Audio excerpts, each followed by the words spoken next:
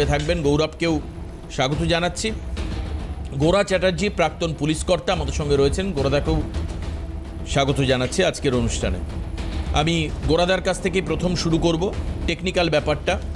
এই এনকাউন্টার পুলিশকে করতে হলো, এমন কি পরিস্থিতি আসে? আমরা হায়দ্রাবাদের ক্ষেত্রেও দেখেছি একসঙ্গে 3 জন অপরাধী চারকে এনকাউন্টার করা হয়েছে। আমরা ইউপিতে এনকাউন্টারের কথা শুনেছি। কিন্তু গোরাদা, এই পশ্চিমবঙ্গের পুলিশ কিন্তু গত বেশ কয়েক দশক ধরে সেই অর্থে এনকাউন্টার বা এই ধরনের মুঠভেড় পুলিশের সঙ্গে অপরাধী সেটা কিন্তু হয়নি, যেটা আমাদের রাজ্য দেখল। এবার আপনি আমাকে বলুন যে এই ক্ষেত্রে পুলিশ কোন পরিস্থিতিতে পড়লে এনকাউন্টার করতে হয়, এবং গতকাল প্রভাস মণ্ডলের ক্ষেত্রে যে ঘটনা ঘটেছে সেই ঘটনার জন্য মানে পুলিশ যে কাজটা করেছে এটা মানে আজকের দিনে দাঁড়িয়ে আইন প্রতিষ্ঠা করবার ক্ষেত্রে কতটা গুরুত্বপূর্ণ? দেখুন, যে ঘটনাটা ঘটেছে বারুইপুরে, যে টিনএজার মেয়েটিকে নৃশংসভাবে গ্যাংরেপ এবং খুন করা হয়েছে, মানে এবং বস্তাবন্দি করে জলে ফেলে দিয়ে খুন করা হয়েছে। এটা একটা নৃশংস মানে কি রেয়ারেস্ট টু দ্য রেয়ার যে বলা যায় কি এই ঘটনাকে। এই যে প্রভাস মণ্ডলকে আমরা দেখেছি যে রাস্তায় মেয়েটিকে ফলো করতে করতে যাচ্ছে, তার মানে হি ইজ মানে one of the main accuse. Follow করতে করতে যাচ্ছে, তারপরে রেপ হয়েছে, তারপরে ওকে পুকুর থেকেও পুলিশ টেনে তুলেছে যখন ও পুলিশকে করছিল, ডাইভার্ট করছিল, বিভিন্নভাবে ম্যালাইন করছিল। কিন্তু তার পরবর্তীকালে ও যখন সাফাই দিয়ে সব চলে এলো, নিজের যখন চলে এলো, পুলিশ ওকে নিয়ে গেল রাত্রেবেলাতে অন্ধকারে। কারণ দিনের বেলা গেলে ওখানে আবার মব লিঞ্চিংয়ের চান্স খুব প্রবল ছিল, যার জন্য ওকে রাত্রে, আমরাও তাই করেছি, কোনো যদি এই ধরনের কেস হতো আমরা রাত্রে মানে মিডনাইটে বা মিডনাইটের পরে আমরা নিয়ে যেতাম। তো মানে রিকনস্ট্রাকশনের টাইমটা আপনি বলছেন ঠিক আছে একদম, মানে হ্যাঁ এই কেসে, কারণ সেটা নিয়ে আপনার যে মব জমায়েত হয়েছিল বা মব যে আউটবাস্ট করেছিল কিছু আমাদের পলিটিক্যাল পার্টির ইন্ধনে, তো সেইটার জন্য পুলিশকে এইটা করতে হয়েছিল আমি যতদূর মনে করছি। এবং সেই করতে হয়েছিল যে রাস্তা দিয়ে পুলিশ গিয়েছিল, জলে ভেজা রাস্তা, এবং রাত্রের অন্ধকারে হয়তো অনেকটা আনকেয়ার্ড হয়ে গেছিলো, যার জন্যে ও ওখান থেকে পুলিশের রিভলভারটা নিয়ে এক রাউন্ড গুলি চালিয়ে দেয়। অন্ধকারের মধ্যে তো ঠিক করে উঠতে পারেনি এবং পুলিশের গায়ে লাগেনি। তারপরে পুলিশ যথারীতি তাকে এনকাউন্টার করে দেয়। তো এই ক্ষেত্রে আমি বলবো, দেখুন, এই যে ধরনের রেপ এবং মার্ডার গত 50 বছরে, 45 বছরে যে ধরনের বেড়ে গেছে এবং তার কোনো সমাধান হয়নি। আমরা সেই কামদুনি থেকে শুরু করে বিভিন্ন জায়গার হয়েছে, কামদুনিতে হয়েছে, তারপরে আপনার নদিয়াতে হয়েছে, হাঁসখালি যেসব জায়গায় হয়েছে, একাধিক, মানে কালিয়াগঞ্জ হয়েছে, কালিয়াগঞ্জ কোথাও হয়েছে, মুর্শিদাবাদ হয়েছে, বনগাঁ হয়েছে, কোথাও।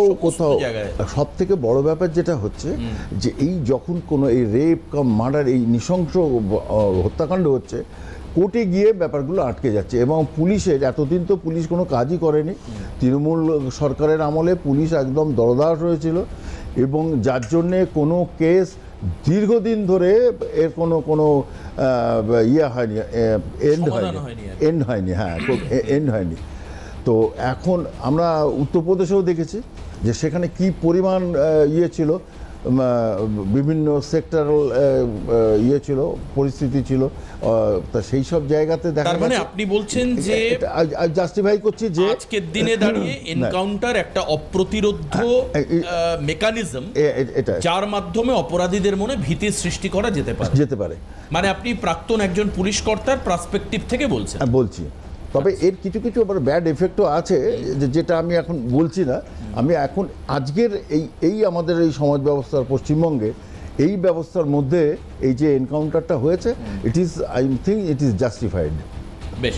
এবং এই ক্ষেত্রে একটা কথা একটু ক্লিয়ার করে দেওয়া দরকার যে এই এনকাউন্টারের ক্ষেত্রে পুলিশ যেটা বলছে যে সে গুলি চালায়, পুলিশের রিভলভার, সার্ভিস রিভলভার ছিনিয়ে নিয়ে, এবং পুলিশকে তখন সেলফ ডিফেন্সে মানে আত্মরক্ষার ক্ষেত্রে পুলিশকে পাল্টা রিকাউন্টার করতে হয়। এই বিষয়ে সুকান্ত মজুমদারও তার মন্তব্য রেখেছেন, বিভিন্ন নেতার আমি বক্তব্য শুনছিলাম। আমি দীপঙ্করদার কাছে চলে যাই। দীপঙ্করদা, এই যে আজকের দিনে দাঁড়িয়ে এই এনকাউন্টার হলো, এতে আমি আপনার কাছে এটাই জানতে চাইবো যে এতে অপরাধীদের মনে ভয় সৃষ্টি করা কতটা সম্ভব হবে, এবং আলটিমেটলি দেখতে গেলে আইনের শাসন প্রতিষ্ঠা যদি আপনারা বলেন, কারণ আপনার বিজেপি তো বারবার বর্তমান আমাদের সরকার এবং রাজনৈতিক দল বলছে আইনের শাসন প্রতিষ্ঠিত হয়েছে। এখন আইনের শাসন প্রতিষ্ঠা করবার ক্ষেত্রে এনকাউন্টার কতটা সাপ্লিমেন্টারি ভূমিকা পালন করবে? দেখুন, আমরা ক্ষমতা আসার আগে যশস্বী প্রধানমন্ত্রী নরেন্দ্র মোদীজি বলেছিলেন যে ভয় আউট ভরসা ইন। কিন্তু আমরা 2011 পর থেকে পার্ক স্ট্রিট থেকে শুরু করে, আমরা কামদুনি থেকে শুরু করে একের পর এক ধর্ষণের ঘটনা দেখেছি। কামদুনি যারা ঘটনা, তারা দীর্ঘদিন প্রায় 10-11 বছর ধরে আইনি লড়াই লড়ে তারা সাজা পায়নি, উপরন্তু বাড়ির কাছে পুলিশ প্রোটেকশন দিয়ে তাদের বসে রাখা হয়েছে। অর্থাৎ ধর্ষকরা পুলিশ প্রোটেকশনে এই বাংলায় থেকে গেছে তৃণমূলের শাসন। কিন্তু আমাদের মুখ্যমন্ত্রী তিনি দৃঢ় কণ্ঠে বলেছেন যে এরকম ঘটনা যারা ঘটাবে সমাজে, তাদের সকালে জমা বিকালে খরচ। কথার অর্থ বোঝার ক্ষমতা এই বাংলার জনগণের মধ্যে অনেকেরই হয়েছে। শুধুমাত্র মেকুব বামপন্থীরা এটাকে একটু অন্যভাবে বলবেন, বিকাশবাবু আজকে বলেছেন, এরপরে যিনি বলবেন বামপন্থী তিনি ওটা বলতে চেষ্টা করেছেন, আগে আমি বলে নিলাম। এই বাংলায় দেখুন 2021 সালে নিউ টাউনে ভুল্লার এবং জসপ্রীতকে এনকাউন্টার হয়েছিল, পুলিশের সাথেই হয়েছে। 2025 সালে উত্তর দিনাজপুরে সাজ্জাক আলমের এনকাউন্টার হয়েছে, এবং যে ঘটনা গত রাতে ঘটেছে। এই অপরাধীরা কিসে ভয়, কেন তাদেরকে সংশোধনকারে রাখা হয়? কারণটা কি? তাদেরকে ওখানে খাইয়ে পড়ে বিস্তার করার জন্য রাখা হয়? তা নয়। অপরাধ করলে তার সাজা হবে, এই বাংলায় সেই সাজার বিধানটা তুলে দিয়েছিল পূর্বতন সরকার। কোনো ঘটনায় ধর্ষণের পর মুখ্যমন্ত্রী দাঁড়িয়ে বলেছিলেন ওটাকে একটা মানে রেপ না, ওটা মেয়েটা হয়তো প্রেগনেন্ট ছিল, তার লাভ অ্যাফেয়ার ছিল, এটাকে আমরা শুনেছি। কিন্তু এটা হবে না এই বাংলায়, এই শাসনে। এটা পশ্চিমবঙ্গ সরকার চলছে, শুধুমাত্র বিজেপির সরকার।